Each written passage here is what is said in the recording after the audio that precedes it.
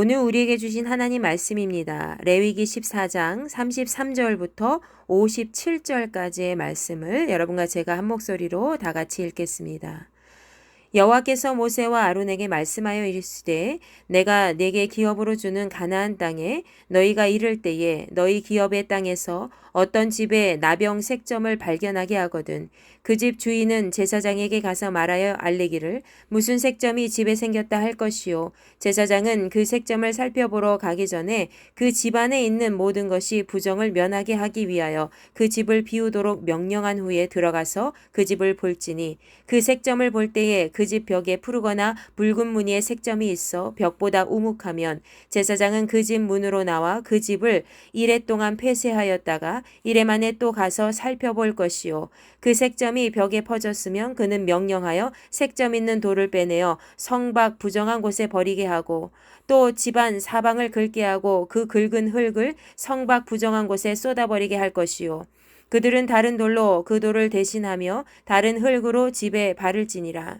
돌을 빼내며 집을 긁고 고쳐 바른 후에 색점이 집에 재발하면 제사장은 또 가서 살펴볼 것이요 그 색점이 만일 집에 퍼졌으면 악성 나병인즉 이는 부정하니 그는 그 집을 헐고 돌과 그 제목과 그 집의 모든 흙을 성 밖 부정한 곳으로 내어 갈 것이며 그 집을 폐쇄한 날 동안에 들어가는 자는 저녁까지 부정할 것이요 그 집에서 자는 자는 그의 옷을 빨 것이요 그 집에서 먹는 자도 그의 옷을 빨 것이니라.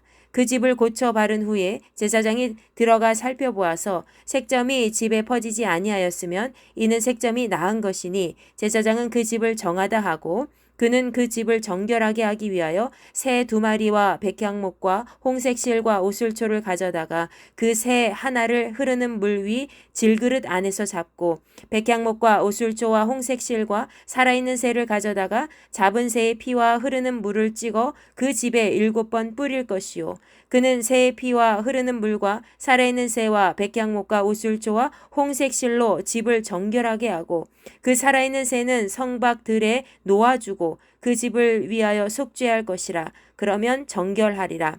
이는 각종 나병 환부에 대한 규례니 곧 옴과 의복과 가옥의 나병과 돋는 것과 뾰루지와 색점이 어느 때는 부정하고 어느 때는 정함을 가르치는 것이니 나병의 규례가 이러하니라. 아멘. 자, 오늘 말씀은 사람에게 나타난 나병이나 사람의 신체에 직접적으로 닿는 의복에 나타난 부정한 곰팡이에 대한 부분보다 더 나아가서 이제 사람이 거주하는 집까지 살펴보도록 하겠습니다. 사람이 거주하는 집이 부정할 경우에 해당되는 그런 사항과 정결 의식이 바로 오늘 말씀에 등장을 하고 있죠. 먼저 33절부터 42절까지의 말씀에서는 이스라엘 사람들이 거주하고 있는 집에 생긴 색점 곧 곰팡이를 검사하고 처리하는 과정이 기록되어 있습니다. 본문 말씀 34절부터 35절까지 말씀에서는 하나님께서 이스라엘 백성들에게 기업으로 주신 가나안 땅에 살게 될 경우에 어떤 집에 나병색점이 발생하게 되면 가장 먼저 제사장에게 가서 그 증상을 이야기하라고 기록되어 있습니다. 이것은 사람이 나병에 걸렸을 때와 마찬가지로 사람이 거주하는 집도 하나님 앞에서 늘 정결한 모습을 유지하기 위해 면밀하게 살펴보아야 한다는 것을 뜻하는 것이죠. 자, 우리 제사장은 이상 현상이 있는 그 집 주인의 집을 살펴보기 전에 먼저 그 집안에 있는 모든 것을 비워야 하였습니다.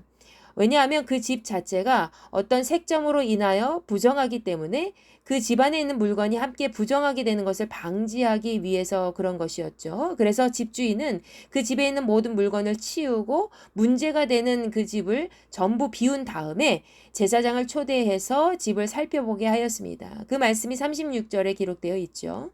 제사장은 그 집을 볼 때 만약 푸르거나 붉은 무늬의 색점이 있고 그 색점 부위가 다른 벽 부위보다 조금 우먹하게 패여 있으면 제사장은 그 집을 일주일 동안 폐쇄시키고 집주인도 들어가지 못하게 합니다. 그리고 다시 7일 후에 그 집을 보았을 때 그 색점이 또다시 그 집에 퍼져 있으면 제사장은 색점이 있는 돌을 그 집에서 빼내어 마을 바깥에 그 부정한 곳에 버려야 했습니다. 그리고 그 집안 사방을 샅샅이 다 긁어서 그 긁은 부위의 흙을 모두 마을 밖에 쏟아버리고요. 그 집에 부정한 돌과 흙이 있던 그 자리에는 아무런 색점도 없고 정상적인 다른 돌과 다른 흙으로 채우게 하였습니다. 그런데 이렇게 색점이 있는 그런 악성 곰팡이가 핀 돌을 빼내고 그 집안의 흙을 긁은 다음에 새로운 돌을 끼우고 새로운 흙을 바른 후에도 여전히 그 색점이 집에 발견되면 곰팡이가 다시 그 집에 재발하게 된다면 제사장은 또다시 그 집을 살펴보고 그 집을 최종적으로 진단한 다음에 그 집에 대한 정결 의식을 거행해야 했습니다. 그 내용이 바로 본문 말씀 43절부터 53절까지 등장하고 있죠. 제사장은 곰팡이가 다시 피게 된 그 집을 악성 나병이 걸린 집으로 판단하고요. 부정하게 여긴 다음에 그 집을 전부 헐게 하였습니다. 그리고 그 집을 건축할 때 사용했던 돌과 그 목재와 흙을 전부 마을 바깥쪽에 있는 부정한 곳에 내버리도록 하였습니다.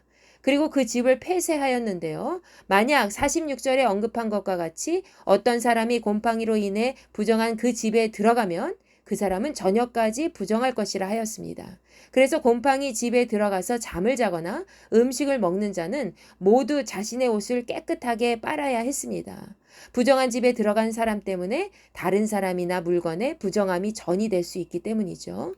그리고 48절에 언급되어 있듯이 완전히 허물고 또 폐쇄했던 그 집은 흙을 바르고 또 돌을 쌓아서 다시 고친 다음에 마지막 점검을 하였습니다. 그것은 다시 제사장이 들어가 살펴보는 것이었는데요. 만약 곰팡이가 더 이상 그 집에 퍼지지 않으면 그 집은 더 이상 부정한 집이 아닌 정상적인 집에 해당이 됩니다. 새로 고친 집에 색점이 더 이상 퍼지지 않는다는 것은 무엇일까요? 이제 더 이상 곰팡이균이 그 집에 존재하지 않는 것이죠. 그렇기 때문에 모든 것이 정상화되어서 이제부터는 사람이 거주해도 된다는 것을 의미합니다. 그러나 한 가지, 그 집에 계속 사람이 살기 위해서는 그 집을 정하다고 선포하고 또 그 집의 주인은 그 집을 정결하게 하기 위한 그런 의식을 제사장을 통해서 치러야 했습니다. 그것은 우리가 지난번에 악성 피부병인 나병에 걸렸다가 나은 사람들이 행했던 정결 의식과 같은 것이죠. 그 집을 정결하게 하기 위한 재료는 바로 새 2마리와 백향목, 홍색실과 우슬초였습니다.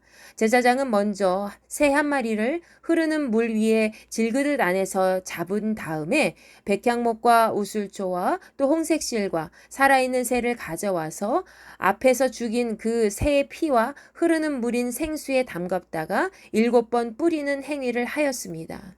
이러한 의식은 바로 그 집을 정결하게 하기 위한 첫 번째 의식이었죠. 그리고 제사장은 다시 나머지 살아있는 새를 마을 밖에 있는 들판에 놓아주고 그 새를 멀리 날아가도록 하였습니다.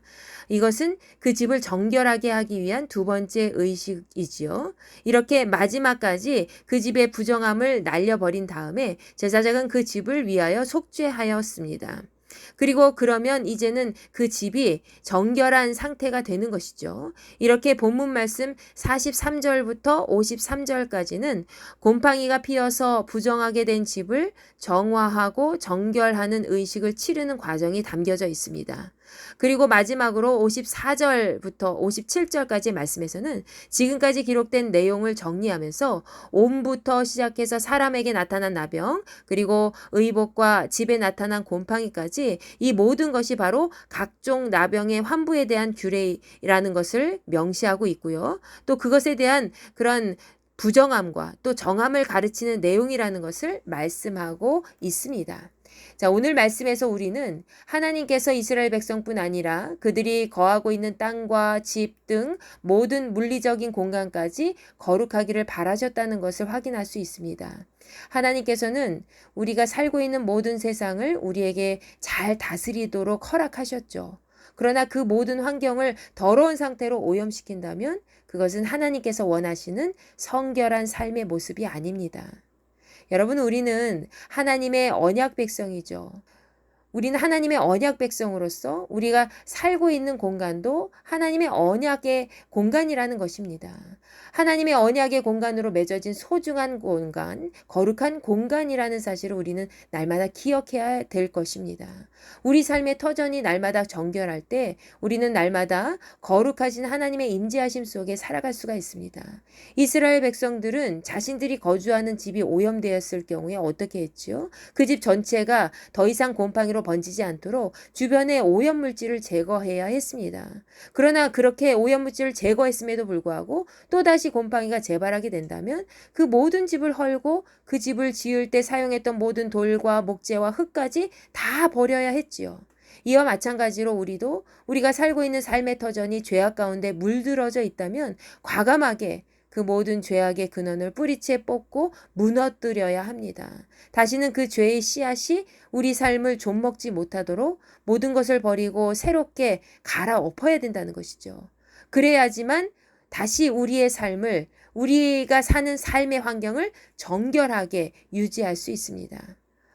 오늘도 이스라엘 백성들과 같이 하나님 안에서 우리 삶을 오염시키는 그런 죄악이 악성 곰팡이처럼 삽시간에 퍼져서 더 이상 손 쓸 수 없는 상태가 되지 않도록 우리 삶의 모든 주변을 보다 면밀하게 살피시고 또 거룩한 삶의 환경을 계속해서 만들어 나가는 우리 모두가 되기를 간절히 축원합니다. 기도하겠습니다. 하나님 감사합니다. 오늘도 하나님 말씀 앞에 섰습니다. 정결하고 거룩한 믿음의 백성으로 우리 삶의 주변의 환경까지도 깨끗한 모습으로 하나님 앞에 잘 다스릴 수 있는 우리 모두가 될 수 있도록 도와주시옵소서.